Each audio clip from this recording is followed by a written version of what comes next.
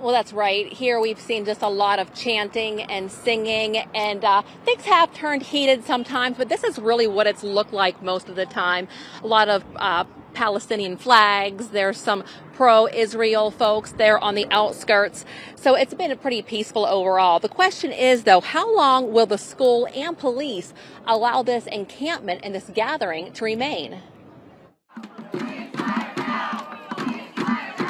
By early afternoon, the number of pro-Palestinian protesters on the ASU campus was well into the dozens. I think that they're here for the long haul, and there are people who are committed to that and believe in that. And so as long as it takes and whatever it takes, that's the demand, and I think they're going to stick by it for as long as they can. Their demands include ASU disclosing all investments made with students' money and for the school to divest from all companies tied to Israel. They also want the ASU president to resign, and they want to abolish ASU and Tempe police.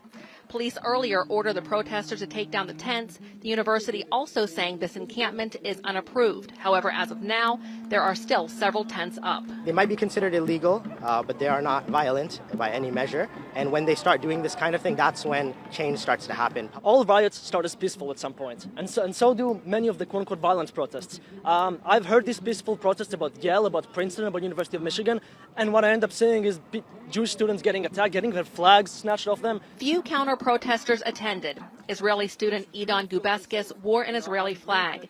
He says seeing a crowd like this makes him feel unsafe, but he is not backing down. People say it's isolated incidents, but when it piles up so much, it really becomes an issue to worry about. The protesters say they plan to stay until their demands are met.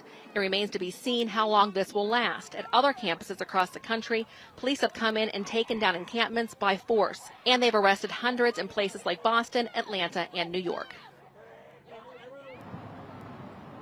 So again, few counter-protesters here, but a big crowd has gathered, especially since this morning.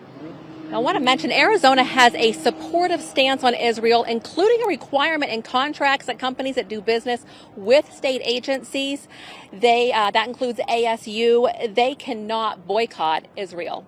Live in Tempe, Angie Cayley for Arizona's Family. Angie, thanks.